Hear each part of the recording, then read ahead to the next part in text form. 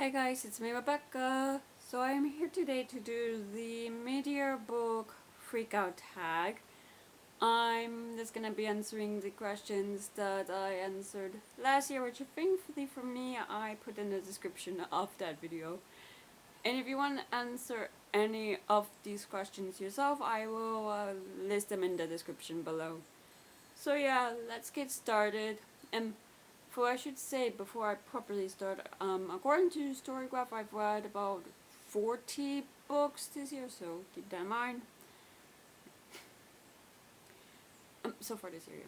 But question number 1 is best book you've read so far this year. I've had maybe one 5-star read this year, and that was Open Water by Caleb Azumi Nelson. And this is about in a crowded London pub. Two young people meet. Both are black British, both won scholarships to private schools where they struggle to belong.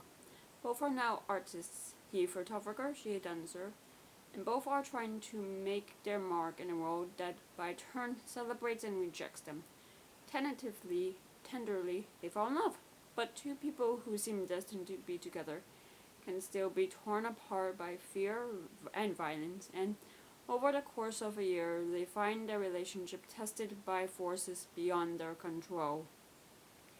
Narrated with a deep intimacy, Open Water is at once an achingly beautiful love story and a potent insight into race and masculinity that asks what it means to be a person in a world that sees you only as a black body.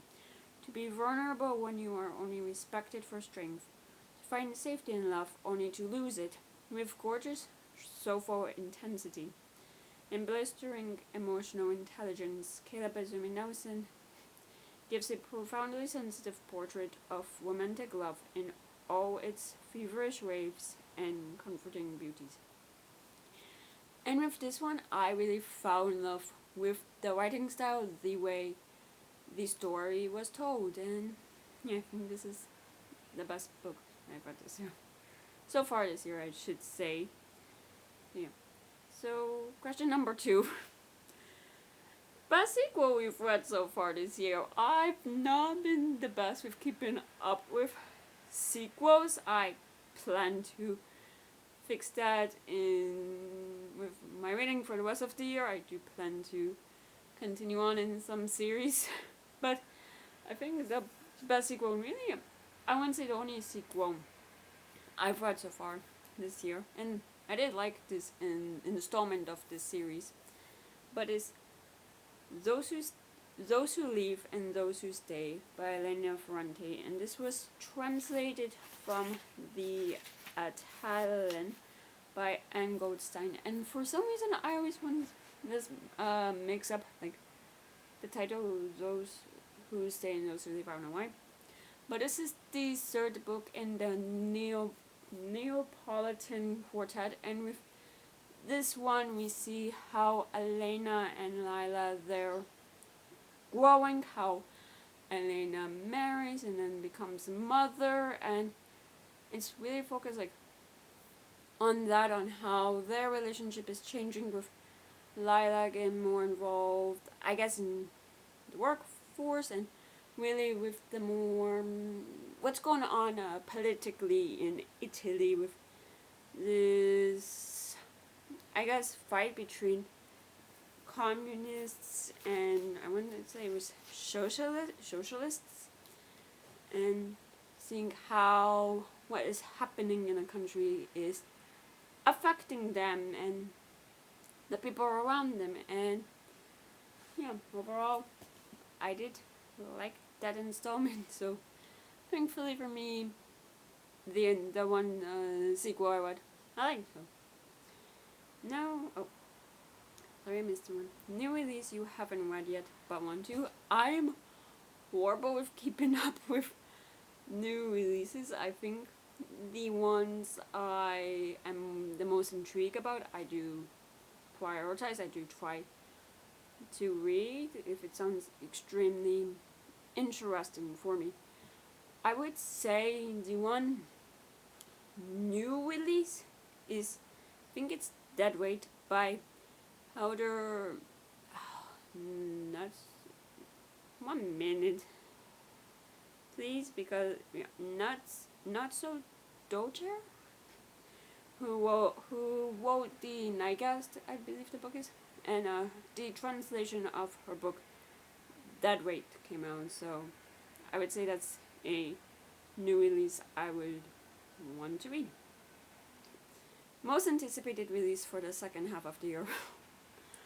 When I was going through these questions, I probably had two. Thinking about it, I have three.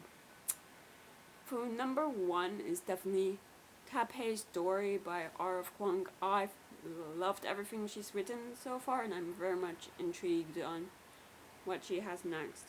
And the other two is Disenchanted by Lucy Jane Wood. Oh my word, I'm so sorry. And there's one book that Theodore's Tea Shop by Christie Ann Jones. I've watched Christie Ann Jones for years. I've watched as she's been writing this book, querying and getting an agent and then publishing.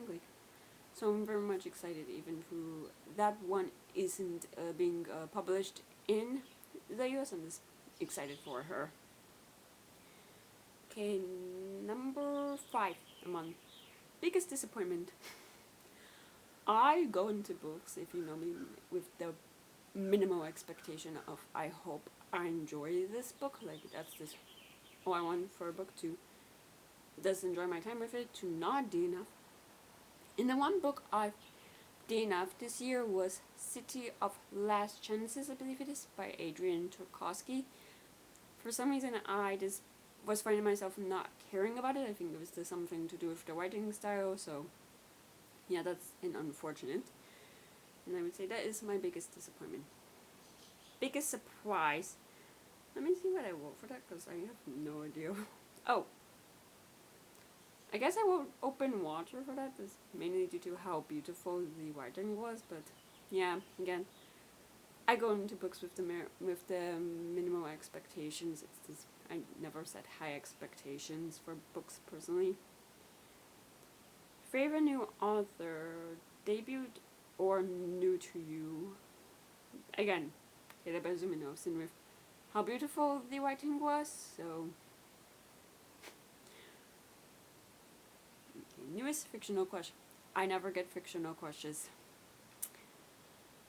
Newest favorite character person. So I had put Albert from Half a Soul. Albert is someone who the people around the main character are trying to get her to marry, because they're both outcasts in higher society. Her with being the fact she has half a soul, and how she is really, and him because he's an amputee who lost, I believe it was part of his arm in war. So yeah, and the fact he's just there for her, and he's very supportive of her and of Elias, and he's just generally a kind person. So I did like him a lot, and I would say he's my new favorite character. So yeah. Okay, book that made you cry. I don't cry when I'm reading. I've yet to find a book where I've actually shed tears. I think the closest I've gone to, and this was years ago before I really was on booktube, was the feeling of but the feeling of a character and the actions they're going through.